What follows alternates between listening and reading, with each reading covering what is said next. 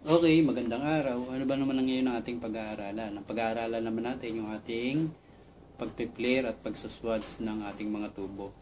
Sa refrigeration air conditioning kasi, ito yung mahalaga. Mahalaga ito pagka maggagawa ka ng ref tsaka aircon. Kasi kung paghihinang ka, magpuputol ka ng tubo, magdudugtong ka ng mga flarings, dapat marunong ka nito. Kasi ito yung mga talagang kakaiba sa ibang electronic technician. Sa refrigeration kasi mahalaga ito sa pagiging technician. Okay, ano ba yung ating aaralin? Okay, kung mapansin nyo, ayan yung ating mga flaring tools. Ayan, flaring tools. Ito yung mga tools na ginagamit sa flare. Ayan, isang set na yan. Okay, sasabihin natin kung ano-ano ba yung mga gamit niyan. Okay, una, sa flaring tools, ito yung tinatawag na flare yoke. Kung saan, napapalitan siya ng bala. Ayan, o. Pwedeng pang flarings. Ito yung tinatawag na pang flarings. Then ito yung tinatawag na pang swatching. Yung swatching tools natin, syempre ginagamit mo ito sa tubo. Halimbawa, yung tubo mo, 1/4. Yan, halimbawa, yung tubo mo, 1/4. Tapos iduduktong mo, kapwa niya 1/4. Kaya kailangan mo ng pang-flaring. Yun yung tinatawag na flaring. Pang-flaring ito. Ito yung pang-flaring tools or yung pang-flaring tools na pang-flare. Okay?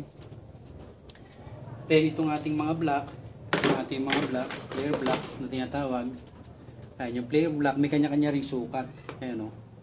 Yung sukat ng 316 o yung pinakamaliit, yun. Pinakamaliit. 1/8, 316, 516, 1/4, 3/8, and then 7/16. And then yung mga pang split type na, ayan, yung ating mga malalaking tubo, yung 1/3, 1/2, at saka 5/8.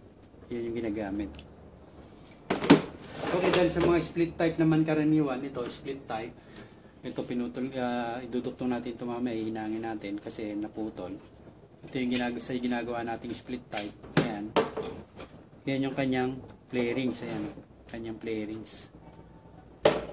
Diyan kasi dumuduktong yung ating halimbawa, may flare nut ka. Ayan. Yan yung duduktong dyan. Ayan, ganyan. Flare nut. Tapos siya mo siya ititornilyo dyan. Okay? Then, paano ba tayo magagawa ngayon ng flaring? So, una, tuturo ko sa inyo yung pagpuputol ng tubo. Ito naman yung ating tube cutter. Tuturo ko sa inyo paano ba putol ng tubo. Ayan. Sa pagpuputol ng tubo, una, halimbawa, katulad niyan, iduduktong mo siya, idiretso mo na siya kagad kasi hindi mo na ito matutulad na to. Ayan, ang higsi na, hindi mo na siya maididiretso. Kaya dapat, idiretso mo na siya bago mo pa maputol. Kasi pag nakatulad yan, malapit na sa putol, hindi mo na siya maididiretso. Pero kung halimbawa ganyan, idiretso mo na siya bago mo siya putulin. Para maayos na siya. Okay. Halimbawa yan, puputulin natin dito. Pag pinutol mo siya, siyempre, ayun yung tube cutter natin, ayun yung talim ng tube cutter natin. Ayan, yung talim ng tube cutter. Then, halimbawa, ito, halimbawa, minarkahan natin. Ayan. Ayan. May marka yan. Ayan. Marka. Diyan mo puputulin. Paano mo siya matatapatan? Na dyan talaga sakto siya. Diyan mapuputol. Kaya yung tube cutter mo, dapat hindi pa ganun ng kapit. Kasi pag ganyan ng kapit, hindi mo makikita. Kaya ang gagawin mong kapit pag ganyan. Pabaliktad. Then, unti-unti mong bubuksan yung ating tube cutter. And then, itututok mo yung talim niya. Ayun yung talim niya. Oh. Nakikita nyo ba? Ayan yung talim niya. Tututok mo sa gat-gat natin. At yung ating tube cutter, merong roller. Ayan, oh. Yung roller na yon, doon mo ipapagitan yung tubo. Kasi minsan dito natin ilalagay, mayuyupi yung tubo. Kailangan dito sa gitna ng roller. Ayan, may roller kasi yung umiikot. Buksan natin mabuti yung tube cutter. Ayan, oh, yung tube cutter kasi, ayan, may roller kasi siya. Ayan, umiikot siya. Kaya dapat doon matutok yung ating tubo. Okay, pag tinutok mo, sabi ko nga sa inyo, pabaliktad. Ganyan. Tapos, higpitan mo siya.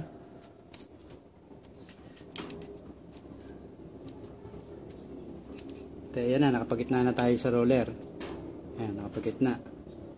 Ayan. Pag nakapagitna ka sa roller, ayan, nakita mo, nakatapat sa guhit. Pag mapansin mo, ayan, hindi na medyo nakakagat na. Pag nakakagat na, ikot mo siya ng isang ikot, pero nakita mo lumuwag. Kaya dapat, pag inikot mo siya, yung talagang hindi luluwag. Kasi pag natama dun sa mga baku-baku ng tubo, lumuluwag. Kaya medyo higpitan pa konti. Konti-konti lang, huwag mong bibiglain. Kasi pag binigla mo, mayuyupi yung tubo. Ayan, ikot-ikot lang. Pagka nagpit, ikot. Ikot konti, ikot. Then higpit konti, ikot. Hanggang sa maputol siya. Ayan. Then, hanggang maputol siya. Ayan, naputol na siya. Ayan, naputol na siya. Nakita nyo, ayan. Nakita nyo, medyo marumi yung loob. Diba? Kaya yun yung ginagamitan na tawag dito, yung ating plier or yung ating tickle, pile. Ayan. Siyempre, dapat mapantay mo siya. Kasi pag i-layering natin to nang hindi pantay, mabibiyak. Lalo na yung mga tubo ngayon, maninipis. Kaya pag ipin-layering, nabibiyak. Ito kasi old tube na to, kaya napakakapal. Kumpara sa mga nabibili ngayon tubo, kaya sabi nga sa inyo, pag bibili kayo ng tubo, dapat huwag kayo magtipid. Kahit medyo mahal, basta makapal. Kasi masisira ito sa play rings. Kapag ka manipis yan, mapisisira sa play rings. Yan, napantay na natin siya. Saka natin siya iipit ngayon sa 1/4 kasi 1/4 ito. Ayan, 1/4. Ayan, tatapat natin sa butas ng 1/4. Then, ang pagpi-play rings, dapat, kung halimbawa, mayroon itong player nut, ilagay mo na. Tulad nito, halimbawa. Player nut natin. Yan, halimbawa, may player nut ka, na iswadding mo na to, tapos, nakahinang na to sa mismong rep or aircon, or nakaduktong na, hindi mo na ito mailalagay.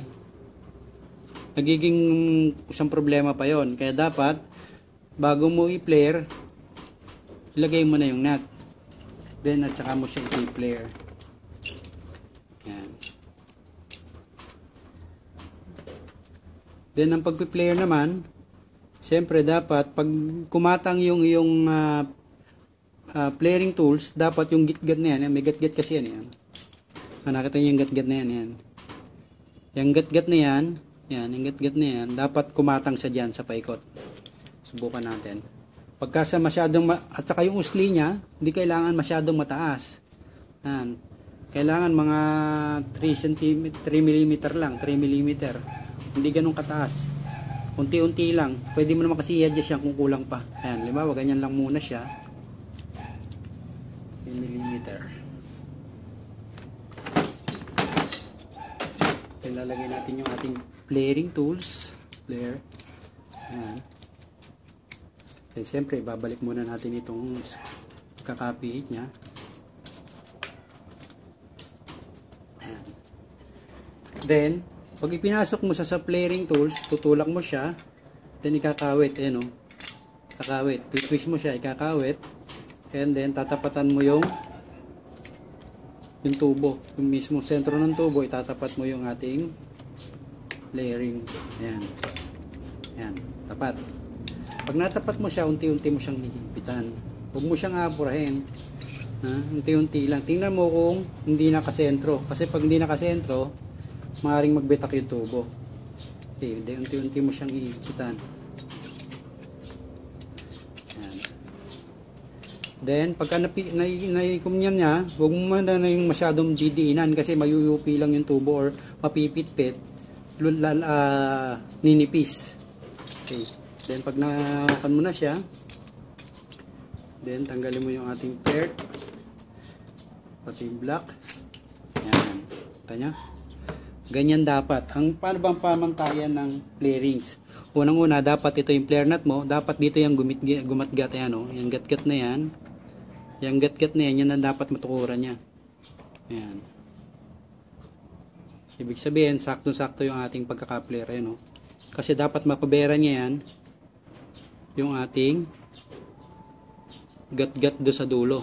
Kaya nakapaislant din yan. Yung kasi tatama doon. Ayan. Kaya ibig sabihin, sakto-sakto yung ating pagkaka-flare. Pag kulang yan, yun yung tendency nagkakasingaw. Sir, po pwede mo lagyan ng Teflon. Hindi na kailangan ng Teflon ito. Kaya yung gumagamit ng Teflon, hindi naman dapat. Kasi yung Teflon, halimbawa, lalagyan dito ng Teflon, dito. Useless yun. Useless. Dito, lalagyan ng Teflon. Dito. Konting-konti lang. Pagka kasi masyadong madami, hihigpit na siya, hindi pa siya kumakatang dito. Or hanggat maaari, huwag mo nang lagyan. Kasi minsan, na-screw mo dito, mahigpit na.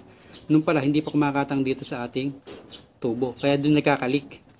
Kaya ibang technician, ba't naglilik itong gilid dito? Dito naglilik sa gilid na to. Kasi pag kinabit mo yan, ganito yan. Ayan. Ayan. Pag dinuktong mong ganyan, lalagyan ng Teflon dito, akala nila po pwede yun. Hindi yun, useless yun. Kasi ang nagpapahigpit talaga dyan, yung pagkaka-flare mo. Kaya kung pangit ang pagkaka-flare mo, ito, kung pangit ang pagkaka-flare mo yan, hindi yan kakapit dito. Useless yun, hindi rin magagamit, magkakariling ng leak. Kahit ganong higpit ang gawin mo dyan, maglilik yan. Okay? Ganyan yung pagpi-flare. Kahit papalaki na ng tubo ko, ito 140 ito, kahit papalaki ng tubo, basta tandaan nyo, kung may dugtungan ganito, kahit sa charging line o sa suction line ng mga split type, mapapansin nyo may ganyan, no? Mayroon dulong ganyan. Dapat yan, natutukuran ng mismong ganito. Matutukod siya dyan. Kung pag hindi natukod yan, ibig sabihin, may possible na kahit ganong higpit mong gawin mo, mapuputol yan. At sobrang higpit naman, ang karaniwan yan, naka-experience na tayo, sobrang higpit yan, napuputol ito. Itong gilid na to, napuputol yan. Wala na, useless na naman yon. Maggagawa ka uli, maghihinang ka uli, or mag-flare ka uli, tapos mag-charging ka uli. Kaya napaka hinam na matutunan mo ito. Kasi pag hindi mo natutunan mo ito, lalo't flarings ang gagamitan mo, maglilik lang siya. At paalala ko palagi, yung tubo natin dapat medyo makapal. Kasi pagka manipis ito, yun nga, nabibiyak. Ano? Pagka manipis, nabibiyak. Pero ito, makapal ito, kaya walang biyak. Saka ang ganda ng ang ganda ng pagkakayari niya. Kasi dapat kailangan mo ring kikilin para magpantay. Okay, meron ako na napanood na isang vlog. Tinanggal yung accumulator. Okay lang yun, tanggalin mo yung accumulator. Pero, hindi yung trabaho ng accumulator nawala na, parang kumuha ka ng isang technician, pinagtatrabaho mo, tapos tinanggal mo, wala nang gagawa.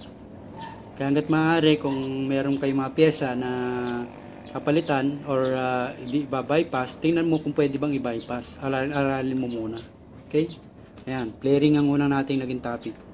Second topic natin, swatching. Siyempre, puputulin ko ito uli para ma-swatch naman natin. Karaniwan ito ginagawa sa pag maglalagay ka ng charging. Nung panahon ng naggagawa pa kami noon sa school, tsaka sa field, di kami gumagamit ng bulb. Kasi karaniwan ng charging bulb, sa katagalan, in long run, doon nagli-leak. Ngayon, ginagamit na ng maraming technician. Bakit? Kasi, pag nag-leak yun after a year, may trabaho na naman sila. May pera na naman silang kikitain. Kasi yung bulb, sa katagalan, in long run, para sa gulong, nagkakaroon ng leak, nasisira yung gasket o nasisira yung rubber. Nagli-leak. Doon nagli-leak. Kaya ang nangyayari, siyempre, ikaw technician ka, parang manufacturer, hindi na gumagawa ng matitibay na unit. Kasi pag tumagal ng 10 years, 15 years, wala nang bibili. Ganon din ang ginagawa ng ibang technician, kaya bulb ang ginagamit. Pero hindi naman actually sama yung bulb ang ginagamit. Kasi kung halimbawa nag-recharging talaga, kailangan mo talaga ng bulb.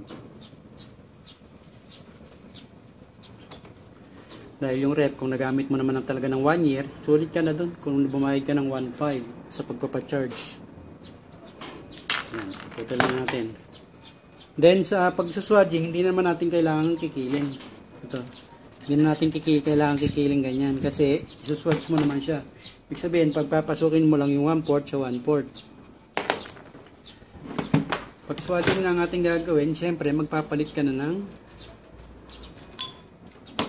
bala ng flare yoke. Ayan, papalitan mo na siya. Meron din naman ng mga ganito, dipokpok lang. or yung mga high-tech ngayon, parang vice grip. Asa sa inyo na yun kung yun ang makita nyo. No? Kung mamaya si sir, ng pangit ng gamit. Meron ngayon mga high-tech. Okay, yan o. Halimbawa, ito na yung ating tubo. Yan, tubo. Suswadging natin siya. Yan. Siyempre, kung 1/4 yung tubo mo, so 1/4. Ngayon, pag sa swadzing naman, hindi katulad ng play rings. Maiksi lang yung nakalabas. Ito, mga almost 4 mm, hindi centimeter, centimeter, laki nun. 4 mm. Basta't mataas ng konti siya sa ating tubo. Pero okay lang kahit medyo maliit lang muna. Halimbawa, ayan, nililiitan mo muna. Hindi naman problema, nililiitan mo lang siya muna. Pwede mo pa naman kasi siyang iusan. Ayan, tinutok na natin yung ating play rings. Ayan, yung swadzing tools. Ayan, pag iikot mo siya ng iikot, lalaki yung tubo niya. Ayan, nakita mo, pumasok na yung 1/4. Then pag ipinasok pa natin ito, magiging 5/16 na siya. Kaya yung 1/4 magiging 5/16 ang sukat. Para pumasok yung 1/4. Ayan, ikot-ikot mo lang siya. Then, kaya kumatang na siya dito, hirap ikot yan, balik mo na siya. Then kailangan pagbalik mo, pagpapabalik ka, huwag mo ito-twist ka agad kasi hindi mo siya matatanggal. Kailangan muna yung swadzing tools bago mo i-twist. Okay, yan. Na-swadzing na natin. Yan. Tinatawag na swadzing. Ngayon, ito yung ating ihinang. Karaniwan yan sa charging, ganyan ang ginagawa natin.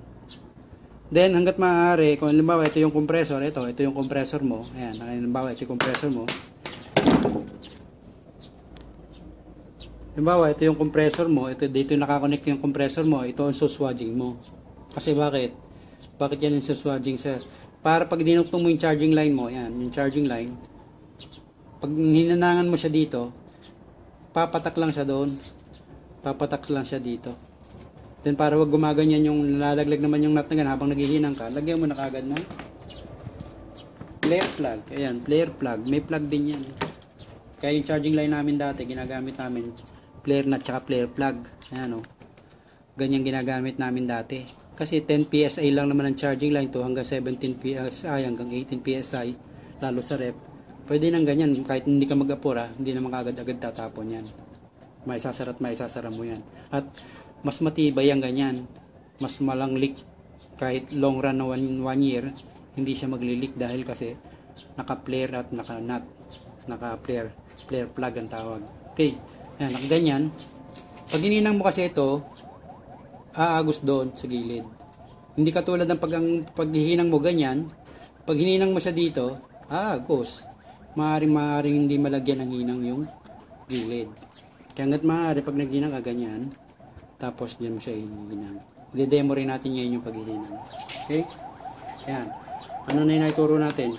Cutting, tube cutting, swadzing, at saka flaring.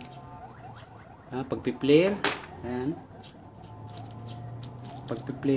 Pag-flaring, pag-swadzing, and tube cutting. Ayan, kinat natin yung tubo. Okay? Yun yung ating pinag-aaralan ngayon. Then, sa susunod natin ito pag-aaralan, kung paano naman maghinang. Tuturo ko din sa inyo kung paano maghinang. At bago pala tuloy natin sa paghihinang, kailangan, bago mo hinangin yung tubo, katulad yan, used na, maitim na siya, syempre, lilihahin mo. Pagka ganyan kaitim, kahit silver, copper to copper yan, hihirapin dumikit yan. Kahit copper to copper yan, hihirapin yan dumikit. Kailangan malinis siya. Pag hininang mo siya, malinis. Ganyan. Dapat pag hininang mo siya, dapat malinis. Kasi pag hindi mo siya nilinis, or may ginagamit din naman na yung paste, soldering paste, yung pang silver rod na pang paste. Pwede rin yun, ginagamit din yun. Pero karaniwan ng copper to copper, madaling hinangin. Then ano ba yung klase-klase ng tubo nga pala natin? By the way, hindi ko pa naituturo sa inyo yung mga iba't ibang klase ng tubo ng rep. Ang iba't ibang klase ng tubo ng ref, pagdating sa condenser, semi-metal yon. Anong tinatawag na semi-metal? Or yung, tawag dito, yung copperized metal. Copper siya at metal. May halo siyang copper, pero konting-konti lang yung pagka-copper niya. Kasi, kinakalawang ang condenser. Kaya mas malamang ang metal niya. Siyempre, may pagkakonting copper siya. Kasi kung hindi siya copper, kung wala siyang buong halong copper, hindi mo maipaghihinang yung copper tube sa solid na metal. Kaya yung ating condenser made of copperized metal. May copper siya pero mas lamang yung kanyang pagka-metal kaya kinakalawang. Pero ito hindi kinakalawang ito. Ayan, nagkakaroon nga lang ng parang nangingitim. Pero hindi siya kinakalawang. Hindi katulad ng ating condenser, kinakalawang. Then, ano pa? Yung ating evaporator, gawa naman sa aluminum. Nakakita na ba kayo nun? Ayan o, kitang-kita naman. Kakikita ko sa inyo. Kung asan yung ating evaporator na gawa sa copper. Sa aluminum. Ayan o. Yung ating evaporator, ayan. Gawa sa aluminum. Hindi makita. Sikat ng araw. Ayan, yung ating evaporator gawa sa aluminum. Then yung ating condenser gawa sa semi-metal. Okay, balik tayo sa ating pinag-aaralan. Okay, kaya anong klase yung ating mga tubo? Copper, aluminum, then copperized metal. May counting copper at may lamang yung metal sa condenser. Yun yung mga iba't ibang klase ng tubo natin. Okay, yung capillary tube, gawa rin yun sa copper. Bakit ba sir gawa sa metal yung condenser? Kasi kung yung condenser gawa rin sa aluminum or gawa rin sa copper, lumulutong ito pag umiinit. Kaya masisira yon kung gawa ito sa copper or aluminum. Kaya ginawa siyang yari sa metal para maproteksyonan niya yung pagkasira niya. Kasi yung metal mas malakas mag-hold ng pressure. Kaya yung condenser ginagawa sa metal. Bakit sir hindi na lang pinagpare-pareho ng tubo? Hindi po pwede. Kasi pag pinagpare-pareho ng tubo, yun nga, pag condenser mo ay copper halimbawa, maaari siyang lumutong at mabiyak sa katagalan. Then yung evaporator, bakit sir hindi ginawa ng semi-metal? Kakalawangin naman kasi nagtutubig yon, di ba? Kaya hindi ginawa ito ng gawa sa silverized metal. Eh bakit sir hindi na lang ginawang copper? Kaya hindi rin ginawang copper kasi katulad na itong copper na to, ayan. Sa katagalan pag nagmo-moisture siya, nangingitim. Kapangit naman sa loob ng evaporator mo, nangingitim.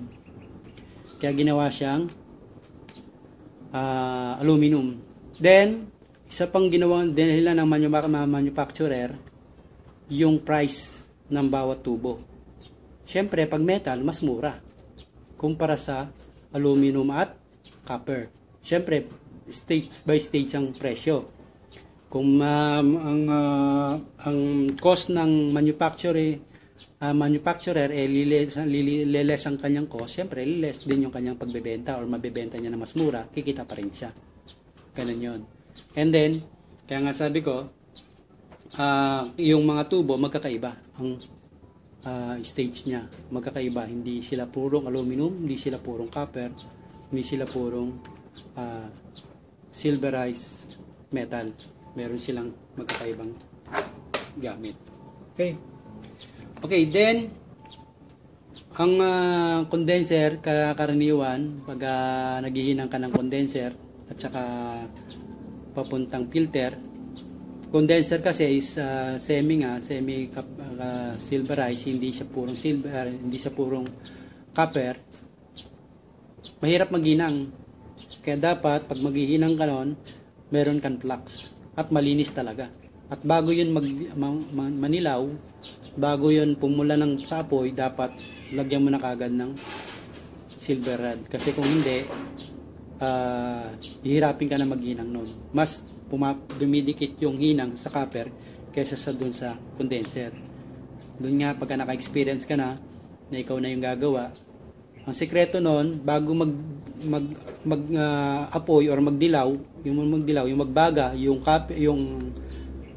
condenser, kasi gawa yun sa metal with coating copper, bago yun magbaga, lagyan mo na ng silver rod. Huwag mo nang habutin na bagang-baga na siya, hindi na siya kakapitan ng silver rod. Dito na lahat pupunta yon sa copper. Halimbawa, ito yung metal. Then, ito yung copper. Pag ito yung nagbaga na, kasi maunang magbabaga yun, mapapansin niyo yan pagka technician ka na talaga or nag-aaral ka pa, mapapansin mo talaga yan, yung copper mo, copper tube, tsaka metal tube, yung condenser, pag pinag-initan mo tong dalawa na to, maunang magbabaga yung condenser. Yung copper tube, mas matagal kaysa sa kanya. Kaya mabilis magbaga yan kasi metal nga siya. Pagka nilagyan mo ng silver rod dito, pag bagang-baga na itong metal mo, hindi na diyan kakapit. Dito na yan kakapit sa sa copper. Kaya ang mangyayari, maglilik yan sa gilid. Then yung tip pa pala, yung bang condenser sir pwedeng iswadging. Ayan. Yung condenser ba sir pwedeng iswadging? Hindi ina-isuswad sa condenser kasi metal yon.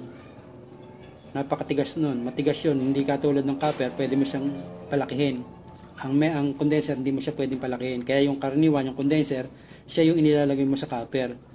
Pinagduduktong mo sila. Kaya hindi ka makapagduduktong ng metal to metal nang isuswadging mo yung isa. Halimbawa, 1/4 ng condenser, puputulin mo, tapos isuswads mo ganyan. Hindi mo magagawa yon.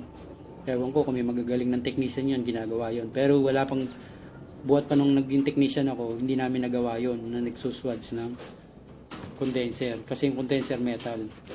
Okay? Ganyan. Ganyan siya ihinangin.